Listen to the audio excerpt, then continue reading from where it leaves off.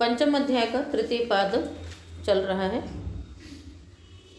और इस तृतीय पाद में जो भी प्रत्यय हो रहे हैं उनकी विभक्ति संज्ञा भी हो रही है। कहाँ तक होगी? था हेतुच छंदसी तक, यानी था प्रत्यय तक। और सभी प्रत्यय किम, सर्वनाम तथा बहु शब्दों से हो रहे हैं, द्वि इत्यादि प्रातिपदिकों को छोड़ करके। उसके अंतर्गत आज 22वां सूत्र आप लोग पढ़ेंगे। सद्यः परुत्परार्यै शमः परेद्य व्यद्य पूर्वेद्युरन्येद्युरन्यतरेद्युरपरेद्युरधरेद्युरुभयेद्युरुत्तरेद्युः। ये सभी शब्द पृथक पृथक प्रथमांत हैं। सद्यः, परुत्, परारी, ऐषमः, परेद्यवि, है ना, अद्य, पूर्वेद्युः, अन्येद्युः, अन्यतरेद्युः, इतरेद्युः, अपरेद्युः, उभयेद्युः, उत्तरेद्युः, सर्वाणि अव्ययपदानि। ये सभी अव्यय पद हैं। सभी क्या हैं? ये अव्यय पद हैं और इनमें समास नहीं हुआ है। सभी ये स्वतंत्र अव्यय पद हैं। इत्येते शब्दाः निपात्यन्ते। सद्यः, परुत्परारी, ऐषमः इत्यादयः शब्दाः निपात्यन्ते। ये सभी शब्द क्या हैं? निपातन किए जाते हैं। ठीक है, तो अब हमको ये देखना है कि कौन सा शब्द किस प्रकार से निपातन किया जाता है। सबसे पहला शब्द है आपका सद्यः। ठीक है, सद्यः का है समानस्य सभावः। समान को स आदेश, समाने अहनि इति सद्यः। समाने अहनि का तात्पर्य हो गया कि समान दिन में, यानी तत्काल, कहते हैं ना सद्यः। तो समान को स आदेश और द्य प्रत्यय, तो द्यस प्रत्यय होगा। प्रत्यय क्या होगा? द्यस। तो समान को स आदेश द्यस प्रत्यय मिलकर के क्या बन गया? सद्यः। अगला देखिए,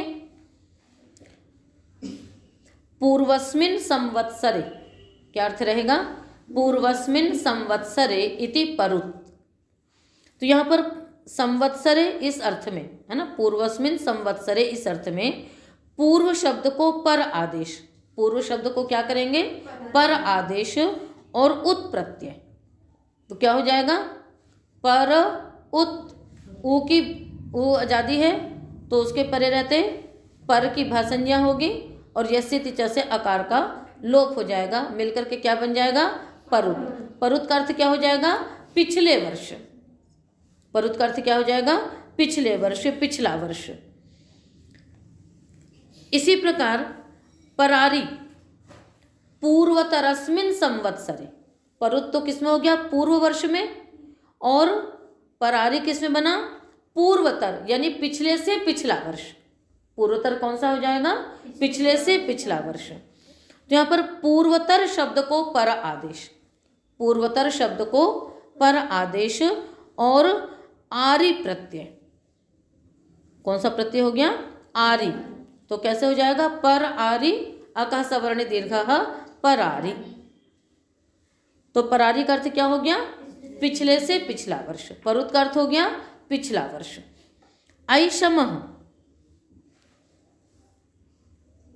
ऐषमः का अर्थ क्या हो जाएगा? अस्मिन् संवत्सरे। ऐषमः का अर्थ क्या होगा? अस्मिन् संवत्सरे इति ऐषमः। तो कैसे होगा देखिए, यहाँ पर हम क्या करेंगे? इदम शब्द से समसण प्रत्यय, इदम शब्द से समसण प्रत्यय निपातन से करेंगे और इदम इश से हम इश आदेश कर देंगे, श की इत संज्ञा कर देंगे। तो क्या रह गया? ई समस, समसण का समस बचेगा। फिर समसणित है, समसण है, इसलिए क्या हो जाएगा? आदि एच को वृद्धि हो जाएगी। तो ई को क्या वृद्धि हो जाएगी? आई। फिर आदेश प्रत्ययों से मूर्धन्यादेश हो जाएगा। क्या बन गया? ऐषमस्, स को रुत्व विसर्ग हो करके ऐषमः। और ये सभी असर्व विभक्ति तद्धित प्रत्यांत शब्द हैं, इसलिए अव्यय संज्ञा होगी, स्वाद्युत्पत्ति होगी, अव्ययादात सुपः से सुपों का लुक भी होगा। तो ऐषमस्, ऐषमा बन गया। ऐषमा का अर्थ क्या हो गया? इसी वर्ष। ठीक है ना। अगला देखिए परेद्यवि, परस्मिन अहनि, परस्मिन अहनि यानी कल, अगला दिन। तो यहां पर क्या होगा, पर शब्द से एद्यवि प्रत्यय, पर शब्द से एद्यवि प्रत्यय, फिर यचिभम यस्येति च लग करके परेद्यवि, विग्रह क्या किया आपने, परस्मिन अहनि, परेद्यवि बन गया। आगे क्या है, अद्य, अस्मिन अहनि, इसी दिन, अद्य माने क्या होता है, आज, तो अस्मिन अहनि, अस्मिन किस शब्द का रूप है, किस शब्द का, इदम का, किसका है, अस्मत् का है, इदम का है, ठीक है। तो यहां पर क्या हो जाएगा, है ना, इदम शब्द से द्यस प्रत्यय, इदम शब्द से द्य प्रत्यय, द्यस नहीं द्य प्रत्यय, और इदम को अश आदेश निपातन से श की संज्ञा क्या बन गया, अद्य, अस्मिन अहनि अद्य, पूर्वस्मिन अहनि इति पूर्वेद्युः, तो यहां पर क्या हो जाएगा, पूर्व से एद्युसच प्रत्यय, पूर्व शब्द से एद्युसच प्रत्यय, एद्युसच का क्या बचेगा, एद्युस, एद्युस बचेगा, यचिभम यस्येति च पूर्वेद्युस, स को ऋत्व विसर्ग पूर्वेद्युः। आगे शब्द देखो क्या है, अन्येद्युः, अन्यस्मिन अहनि, तो अन्य शब्द से एद्युसच प्रत्यय, अन्येद्युः बन जाएगा, यानी अन्य दिन। उसके पश्चात क्या है, अन्यतरेद्युः, तो अन्यतरस्मिन अहनि, तो अन्यतर से एद्युसच प्रत्यय होकर के क्या बन जाएगा, अन्यतरेद्युः, इतरस्मिन अहनि, ठीक है ना, तो उसमें क्या हो जाएगा, इतर शब्द से एद्युसच प्रत्यय, तो फिर वही इतरेद्युः बन जाएगा। और अपरेद्युः में भी अपर शब्द से एद्युसच प्रत्यय, तो अपरेद्युः बन जाएगा। और अधर शब्द से एद्युसच प्रत्यय, तो अधरेद्युः। उभयस्मिन अहनि, दोनों दिन, उभयेद्युः। और उत्तरेद्युः, उत्तर शब्द से एद्युसच प्रत्यय, तो उत्तरेद्युः। तो पूर्वेद्युः, अन्येद्युः, अन्यतरेद्युः, इतरेद्युः, अपरेद्युः, अधरेद्युः, उभयेद्युः, उत्तरेद्युः, इन सब में केवल एद्युसच प्रत्यय हो रहा तत्त शब्दों से यचिभम यस्येति च लग करके आपके सारे शब्द सिद्ध हो गए, पूर्वेद्युः, अन्येद्युः, इतरेद्युः इत्यादि। और उससे पहले जो थे उनमें पिछला वर्ष, पिछले से पिछला वर्ष, यही वर्ष, कल, आगामी दिन और फिर अन्य कोई भी दिन। तो इस प्रकार से करके ये सभी शब्द निपातन हुए। किस अर्थ में गए ये सारे, काल अर्थ में, है ना, संवत्सर, दिन, ये सब कालवाची शब्द हैं। तो काल अर्थ में, काले अभिधेये, ये सारे शब्द निपातन किए गए हैं, ठीक है। और ये भी ध्यान रखिएगा कि सभी असर्वी भक्ति तद्धित प्रत्यांत हैं, तो इन सब में क्या हो जाएगी, अव्यय संज्ञा होगी। अव्ययदा सुपह से सुपों का लुक होकर के ये शब्द सिद्ध होंगे। अगला सूत्र है प्रकार वचने थाल। इससे पहले तक काल अभिधेय होने पर प्रत्यय हो रहे थे, 22 तक अनुवृत्ति थी काले की।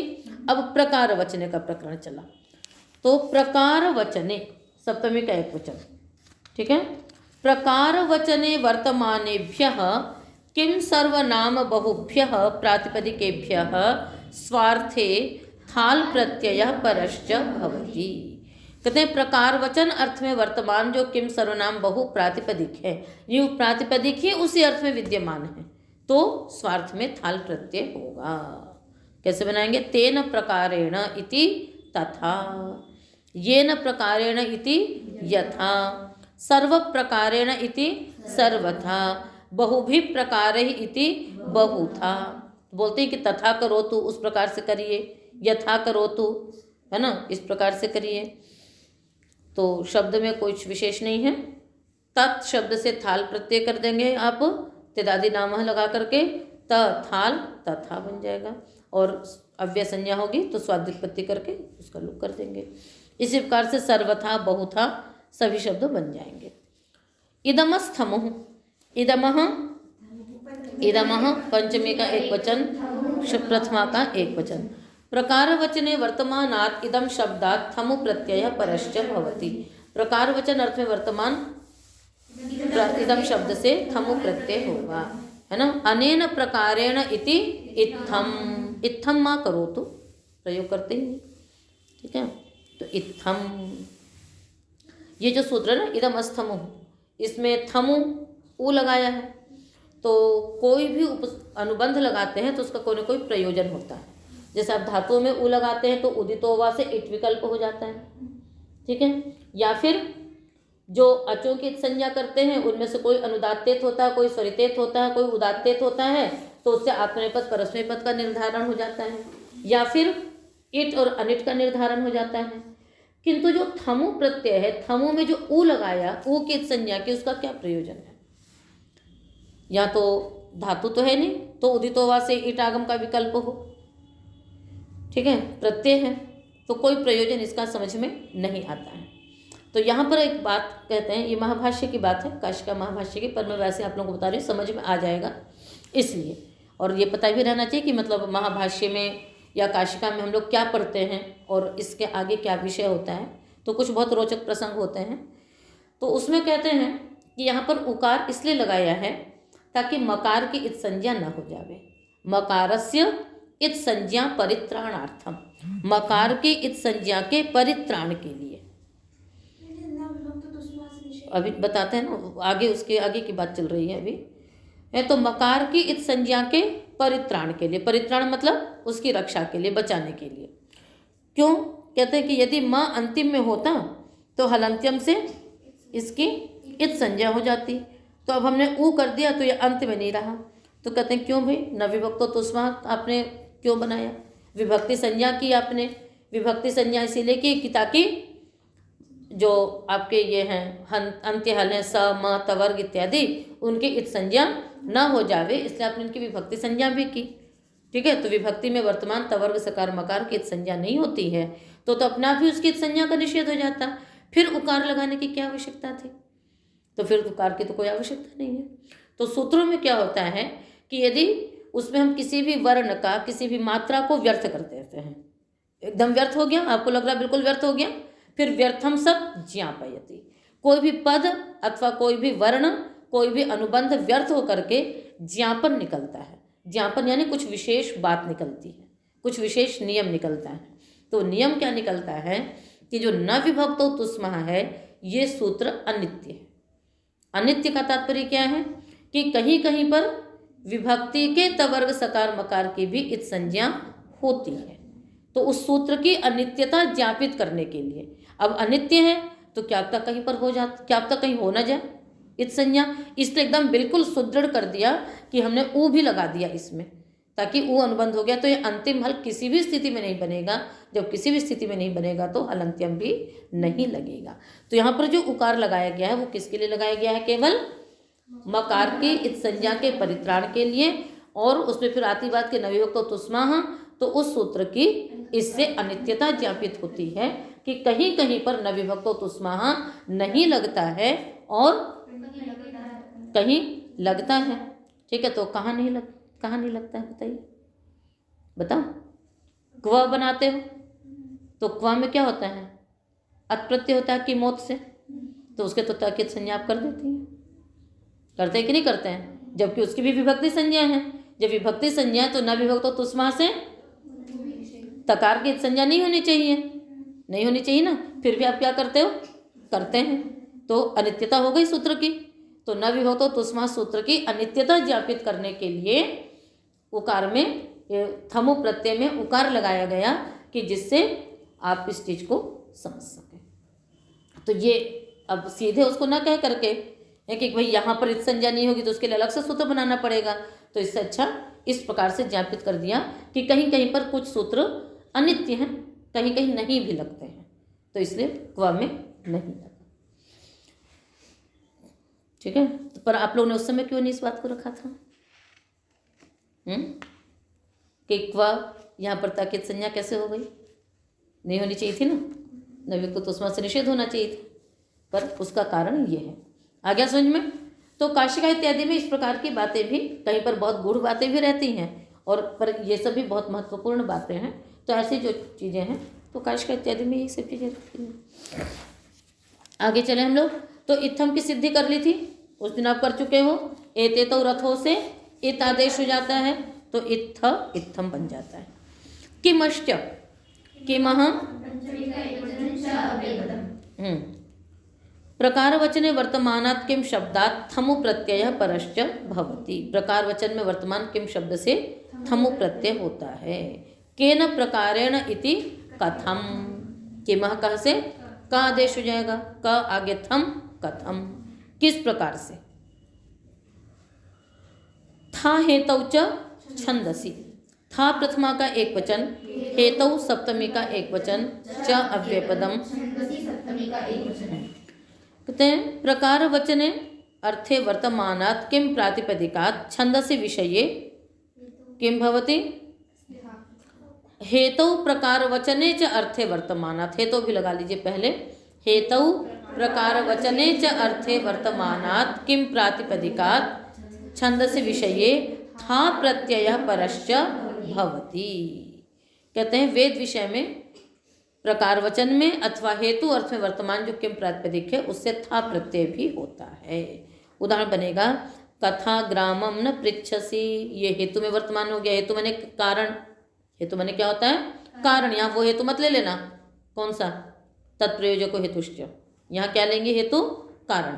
तो कथा ग्रामम न पृच्छसि, किस प्रयोजन से आप गांव को नहीं पूछ रहे हैं कि वह किस गांव का रहने वाला है, किस हेतु से गांव को नहीं पूछते।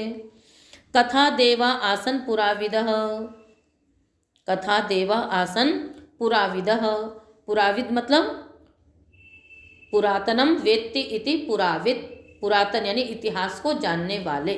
जो इतिहास वेत्ता होते हैं उनकी संस्कृत होती है पुराविद।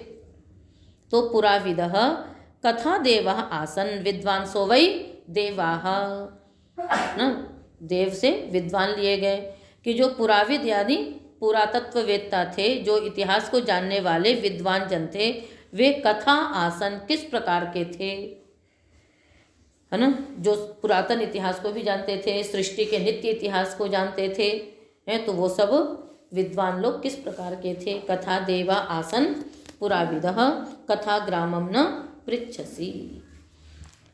तो यहाँ तक आपका प्रागदिशीय प्रत्यय समाप्त हो गए। प्रागदिशो विभक्ति ही, ठीक है, जो कि किम सर्वनाम तथा बहु प्रातिपदिकों से होना था और इन सब की ही अव्यय संज्ञा थी, विभक्ति संज्ञा थी। तो यह एक प्रकरण आपका समाप्त हुआ। अब जो आपका प्रकरण प्रारंभ होने जा रहा है इसे अतसुच प्रत्यय प्रकरण कहते हैं। अतसर्थ प्रत्यय, इन सबको क्या कहा जाता है, अतसर्थ प्रत्यय। आया था षष्ठ्य तसर्थ प्रत्यय न, कि अतसर्थ प्रत्ययों के प्रयोग में षष्ठी विभक्ति होती है। तो यहाँ से प्रत्यय आएगा, अतसुच प्रत्यय आगे आने वाला है, तो वो आपका अतसर्थ प्रत्यय चलेंगे। सूत्र है दिक्शब्देभ्यः सप्तमी पंचमी प्रथमाभ्यः दिग्देश कालेष्वस्ताति ही। दिक्शब्देभ्यः पंचमी का बहुवचन, सप्तमी पंचमी प्रथमाभ्यः पंचमी का बहुवचन, दिग्देश कालेषु सप्तमी का बहुवचन, अस्तादि प्रथमा का एक वचन। चलिए समास करिए। दिशाम शब्दाः दिक्शब्दाः तेभ्यः दिक्शब्देभ्यः, कौन सी विभक्ति, कौन सा समास, दिशाम शब्दाः दिक्शब्दाः तेभ्यः दिक्शब्देभ्यः, षष्ठी तत्पुरुष, द्वंद्व कहाँ से आ गया। सप्तमी च पंचमी च प्रथमा च इति सप्तमी पंचमी प्रथमाः ताभ्यः सप्तमी पंचमी प्रथमाभ्यः। दिक् च देशश्च कालश्च इति दिग्देश कालाः तेषु दिग्देश कालेषु। ठीक है, अर्थ करेंगे सूत्र का। दिक् देश काल इत्येतेषु अर्थेषु वर्तमानेभ्यः सप्तमी पंचमी प्रथमान्तेभ्यः दिक्शब्देभ्यः अस्तातिः प्रत्ययः परश्च भवति स्वार्थे। क्या अर्थ है सूत्र का, बोलिए। दिक् देश काल इत्येतेषु अर्थेषु वर्तमानेभ्यः सप्तमी पंचमी प्रथमाभ्यः प्रथमान्तेभ्यः दिक्शब्देभ्यः अस्तातिः प्रत्ययः परश्च भवति स्वार्थे। कहते हैं दिक्, देश और काल अर्थ में वर्तमान जो सप्तम्यंत, पंचम्यंत और प्रथमांत प्रातिपदिक हैं उनसे अस्ताति प्रत्यय होता है स्वार्थ में। क्योंकि प्रत्यय जो है वो किसी न किसी अर्थ में होगा। प्रत्यय कहते हैं उसी को जिनसे अर्थ का बोध हो, और यदि कोई अर्थ निर्देश नहीं किया गया, ये तो उसी अर्थ में वर्तमान शब्द ही है, तो किसी विशेष अर्थ में नहीं किया गया है, तो अनिर्दिष्टार्था प्रत्ययाः स्वार्थे भवन्ति, वो स्वार्थ में होते हैं, इसलिए वो सभी प्रत्यय किस में होंगे? स्वार्थ में होंगे। ठीक है। तो अब आप देखिए, इसमें आप यथासंख्य नहीं लगा सकते हैं। आप सोचें कि सप्तम्यंत से दिग्वाची, उससे ये नहीं, सभी से सभी में होगा, सभी से सभी में होगा। तो आप सबसे पहले आ जाइए सप्तम्यंत से। ठीक है ना। सप्तम्यंत से हमने क्या कर दिया? पुरस्ताद वसति, अधस्ताद वसति। जो भी प्रत्यय तो एक ही होगा और दिशावाची से होगा। प्रत्यय क्या होगा? एक ही हो रहा है, अस्ताति, और किन शब्दों से हो रहा है? दिशावाची प्रातिपदिक से हो रहा है। ठीक है। किंतु किन अर्थों में हो रहा है? वही शब्द दिशावाची भी होगा, वही शब्द काल अर्थ को भी कहेगा, और वही अर्थ आपका देश को भी कहेगा। आगे समझ में? तो देखिए, पुरस्ताद वसति, अधस्ताद वसति। केवल आपको प्रयोग से समझना पड़ेगा कि ये सप्तम्यंत है, पंचम्यंत है अथवा प्रथमांत है, और वो कैसे, उसके अर्थ से आपको बताएंगे अभी। फिर आप पंचम्यंत में ले लीजिए, पुरस्ताद आगतः, अधस्ताद आगतः। प्रथमांत से ले लीजिए, पुरस्ताद रमणीयम, अधस्ताद रमणीयम। इनमें देखिए, पूर्व और अधर शब्द दिशावाची है। पूर्व माने पूर्व दिशा जानते ही हैं, अधर मतलब नीचे की दिशा जानते ही हैं, तो ये दोनों शब्द दिशावाची हैं। किंतु ये दिशार्थ में भी वर्तमान है, काल अर्थ में भी वर्तमान है। काल अर्थ में भी होता है ना कि पहले किया, तो उसमें तो दिशार्थ नहीं है। ठीक है। पहला पूर्व देश, उत्तर देश, ये कहाँ पर हो गया? ये दिशा में हो गया, काल में हो गया। तो दिक् है ना, देश और काल। दिशा में तो है ही पूर्व दिशा, उत्तर दिशा। पूर्व मतलब पहले, ये कालवाची हो गया। और देश में कैसे है? पूर्व प्रदेश, उत्तर प्रदेश, ये सब होता है, हो ही जाता है ना। पूर्व भाग, उत्तर भाग, ये सब क्या हो गया? आपका देश में वर्तमान हो गया। तो ये दिशावाची शब्द ऐसे हैं, कुछ शब्द जो कि दिशावाची में भी वर्तमान रहते हैं, काल में भी वर्तमान रहते हैं, और देश को भी कहते हैं। ठीक है ना। और कुछ ऐसे हैं कि नहीं, जैसे प्रतीचि दिशा है, तो प्रतीचि जो है वो केवल दिशावाची है। काल के लिए हम प्रतीचि का प्रयोग नहीं करते हैं, काल के लिए हम अपर शब्द का प्रयोग कर देते हैं। उसकी जगह हम किसका प्रयोग कर देते हैं? अपर शब्द का प्रयोग कर देते हैं। किंतु प्रतीचि ऐसा शब्द है, उदीची ऐसा शब्द है जो कि केवल दिशा के लिए प्रयुक्त होता है, काल अथवा देश के लिए प्रयुक्त नहीं होता है। तो ऐसे दिशावाची शब्द लेने हैं जो कि दिशा को भी कहते हों, देश को भी कहते हों, और काल को भी कहते हों। ठीक है। अब ये सप्तम्यंत भी हो सकते हैं। ठीक है ना। कैसे? हमने कह दिया पुरस्ताद वसति। पुरस्ताद वसति मतलब पूर्व में रहता है, पूर्व दिशा में रहता है, अथवा पूर्व देश में रहता है, तो ये अधिकरण है। अधिकरण यानी सप्तम्यंत हो गया। पुरस्ताद आगतः, पूर्व देश से आया, पूर्व दिशा से आया, तो ये क्या हो गया? पंचम्यंत हो गया। पुरस्ताद रमणीयम, पूर्व दिशा रमणीय है, पूर्व देश रमणीय है, ये क्या हो गया? प्रथमांत हो गया। तो ये आपके ऊपर है कि आप उसको कब किस में प्रयुक्त कर रहे हैं। सप्तम्यंत में भी प्रयोग होता है, पंचम्यंत में भी प्रयोग होता है, और प्रथमांत में भी प्रयोग होता है। दिशा को भी कहता है, देश को भी कहता है, काल को भी कहता है। इतनी बात समझ में आ गई। पर प्रत्यय होगा केवल दिशावाची शब्द से, और एक ही प्रत्यय हो रहा है। अब यहाँ पर शब्द है पूर्व। पूर्व शब्द से जब सप्तम्यंत से करेंगे तो पूर्व आगे ङी रखेंगे, जब पंचम्यंत से करेंगे तो पूर्व आगे ngसी रखेंगे, जब प्रथमांत से करेंगे तो पूर्व आगे सु रखेंगे। इतनी बात समझ में आ गई आपको। अब आप सिद्धि कर लीजिए, हम किसी भी एक से लेकर के कर सकते हैं। पूर्व आगे ङी, आगे अस्ताति, पूर्वंगी आगे अस्ताति, उसके बाद एक सूत्र लगेगा अस्ताति च। क्या है सूत्र? उसी प्रकरण में ही देखो, अगला पेज पलटो, अस्ताति च। उससे पहले सूत्र है पूर्वाधरा वराणामसि पुरधवश्चैषा। अभी सूत्र आज ही आप पढ़ लेंगे, है ना, किंतु अभी हम आपको वैसे बता दे रहे हैं। पूर्व अधर अवर, है ना, पूर्वाधरा वराणाम षष्ठी का बहुवचन हो गया, तो पूर्व अधर अवर इनके स्थान में असी प्रत्यय के परे रहते पुर, अध और अव। पुर हलंत, अध हलंत, अव हलंत, ये आदेश होते हैं।